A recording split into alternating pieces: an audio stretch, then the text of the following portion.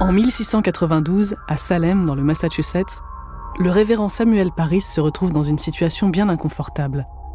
Sa fille de 9 ans, Betty, et sa nièce de 11 ans, Abigail, adoptent un comportement étrange.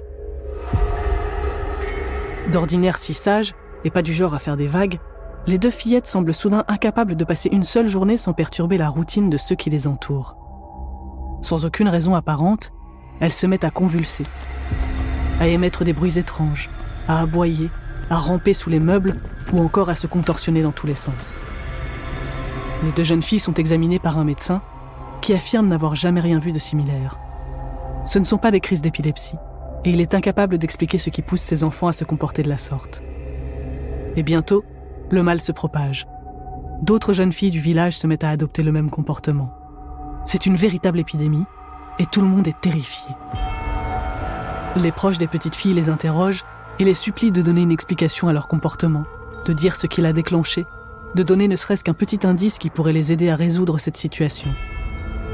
C'est alors qu'elles commencent à se livrer les unes après les autres, sans savoir que leur confession va donner lieu à l'une des chasses aux sorcières les plus dévastatrices de l'histoire.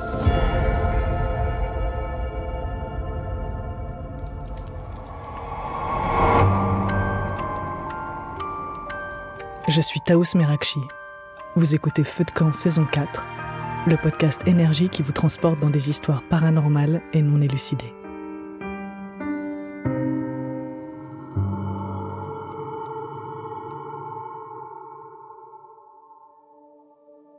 D'abord, c'est Betty qui donne un élément de contexte important.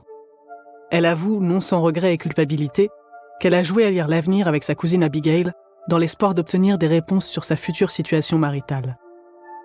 Ensemble, elles ont pratiqué l'ovomancie, une méthode de divination courante en Nouvelle-Angleterre à l'époque, bien que fortement décriée par les puritains qui la jugent diabolique. Pourtant, de nombreuses jeunes filles s'y adonnent en cachette. Le concept est simple. En versant un blanc d'œuf dans un verre d'eau chaude, on peut déduire le métier de son futur mari d'après la forme adoptée par le blanc une fois solidifié. Mais lorsque Betty et Abigail ont tenté d'obtenir un indice sur l'époux que le destin mettra sur leur route, le blanc d'œuf a pris une forme de cercueil. La vision de ce mauvais présage a plongé les jeunes filles dans un état de détresse profond, proche de la crise d'hystérie. Et c'est ainsi qu'a commencé l'épidémie qui a mis le feu aux poudres.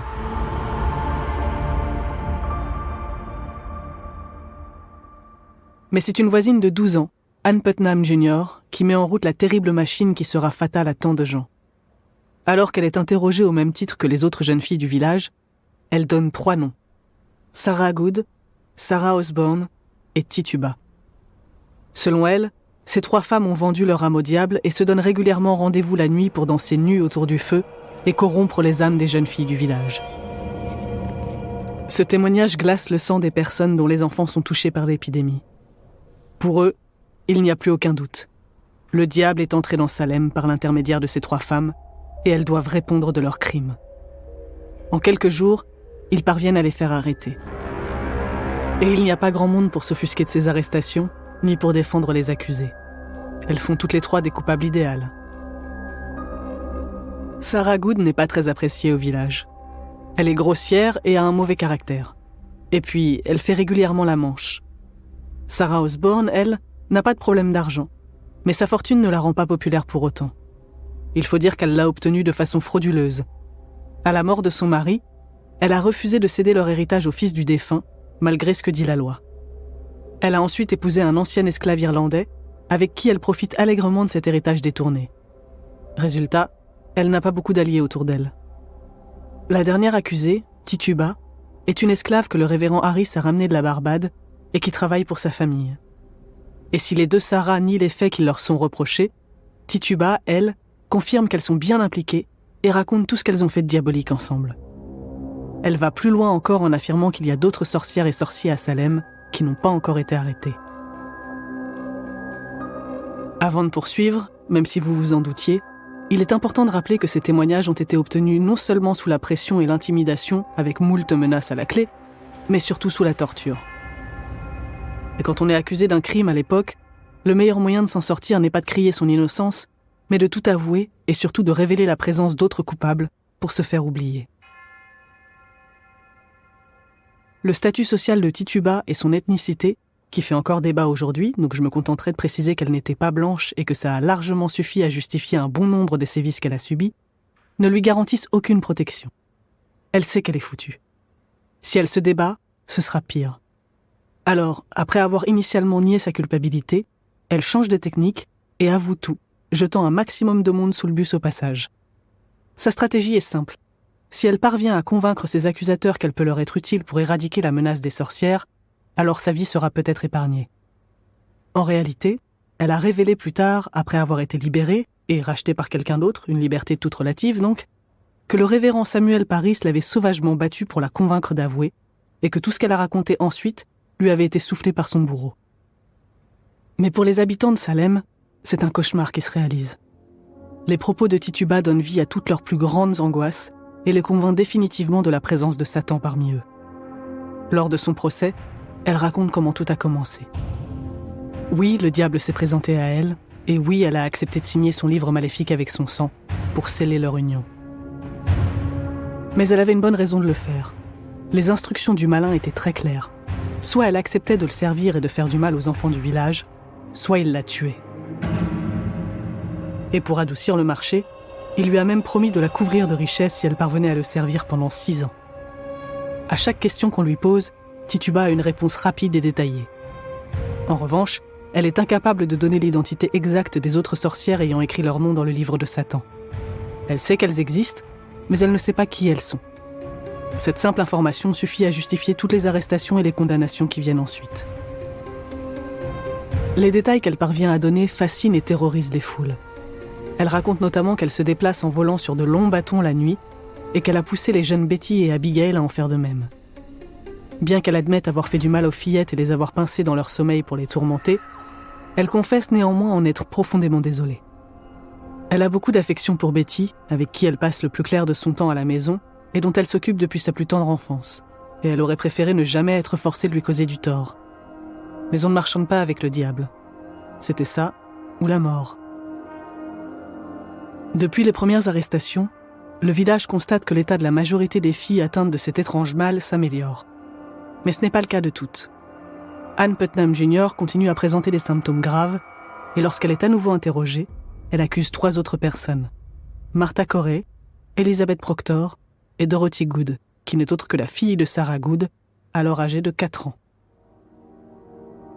10 jours plus tard, elle en accuse une autre, Rebecca Nurse. Elle affirme être régulièrement tourmentée par les spectres de ces 3 femmes et de cet enfant de 4 ans qui viennent la pincer, lui tirer les cheveux et lui enfoncer des aiguilles dans la peau.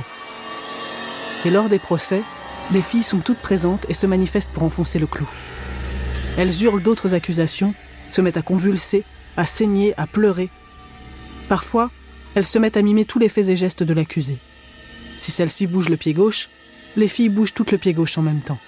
Si elle se mord la lèvre, les filles en font de même et jusqu'au sang, se retournant ensuite vers leur famille en pleurant pour montrer leurs blessures et insister sur la culpabilité de l'accusée. Pour le reste de l'assemblée, c'est la confirmation qu'elles sont bien face à celles qui sont à l'origine de tous leurs troubles. Les coupables doivent être punis. À partir de là, les accusations se multiplient non seulement à Salem, mais dans les villages environnants. Tout le monde est sur le qui-vive, plus personne ne se fait confiance, et il suffit d'un rien pour se retrouver entre les mains de la justice sous le coup d'une accusation de sorcellerie. Plus de 200 personnes se retrouvent accusées en l'espace de quelques mois. Entre 1692 et 1693, 30 personnes sont déclarées coupables de sorcellerie, et 19 d'entre elles sont condamnées à mort. Contrairement à ce qu'on a tendance à voir dans la culture populaire, elles ne sont pas brûlées sur un bûcher, mais pendues. Au moins 5 personnes sont mortes en prison avant d'avoir pu marcher jusqu'à la potence, dont Sarah Osborne. Un autre accusé, Giles Corey, est condamné à ce qu'on appelle à l'époque la peine forte et dure, qui consiste à écraser la personne sous des poids. C'est la seule et unique fois où cette méthode a été utilisée aux États-Unis. Giles Corey a été allongé sur le sol, puis une planche a été posée sur son corps, et des pierres de plus en plus lourdes ont été ajoutées au fur et à mesure pour le forcer à admettre sa culpabilité. Non seulement il a refusé d'avouer, mais ses derniers mots furent « plus de pierres !» avant de mourir écrasé par leur poids. Le plus terrifiant dans toute cette histoire n'est pas la potentielle visite de Lucifer à Salem, ni l'existence de sorcières qui ricanent nues dans les airs sur des manches à balai. Ce qui est particulièrement abject et effrayant, c'est l'idée de vivre dans un environnement aussi verrouillé, dans lequel le moindre écart peut donner lieu à une arrestation, un procès sans aucune forme d'impartialité. Et pour ceux qui survivent à ce type d'accusation, la vie qui les attend n'a rien de rose, parce qu'on ne se défait jamais vraiment d'une telle marque.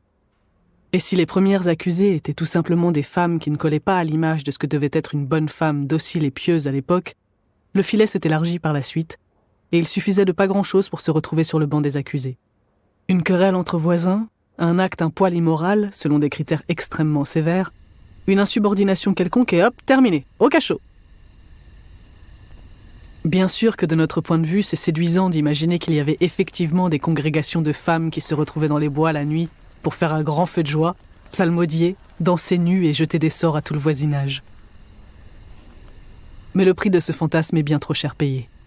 Au final, ce sont de vraies personnes dont la vie a été, sinon gâchée, carrément éteinte au nom de ces croyances et de ces rumeurs. C'est une maigre consolation, mais sachez néanmoins que leur honneur a été lavé depuis. Toutes les personnes accusées de sorcellerie lors de ces procès ont été innocentées post-mortem, et les tombes de celles qui ont trouvé la mort au bout de la corde sont régulièrement ornées de jolies roses et de fleurs colorées, pour honorer leur mémoire.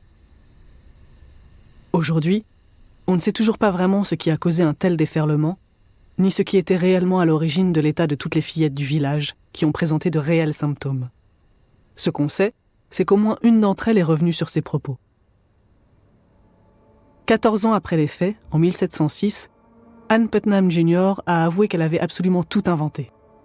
Elle a fait des excuses publiques et a affirmé avoir été influencée par Satan. Elle a été pardonnée et a pu continuer à vivre sa vie normalement. Plusieurs des personnes impliquées dans les procès ont également présenté leurs excuses au fil des années et ont admis éprouver des regrets sur la façon dont les choses se sont déroulées. Un peu trop tard. Pour le reste, plusieurs théories ont été explorées. Certains pensent que plusieurs villageois, y compris certaines des filles à l'origine des accusations, ont mangé du pain accidentellement empoisonné à l'ergot, ce qui peut être à l'origine de certains symptômes décrits par les témoignages de l'époque et causer des hallucinations. D'autres évoquent la maladie de Lyme, l'épilepsie, le froid, les rivalités entre plusieurs familles du village et tout un tas d'autres éléments qui auraient pu créer ce cocktail dévastateur.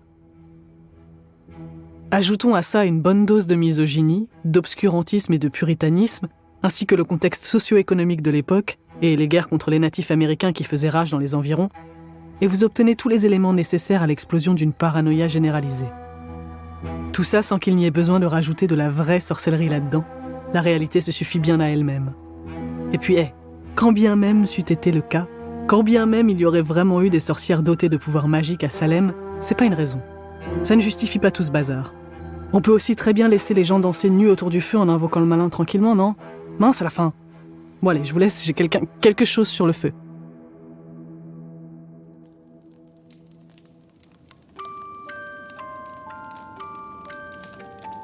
Merci d'avoir écouté Feu de camp, un podcast énergie produit par Paradiso Media, écrit par Taous Merakchi et réalisé par Gérald Doré.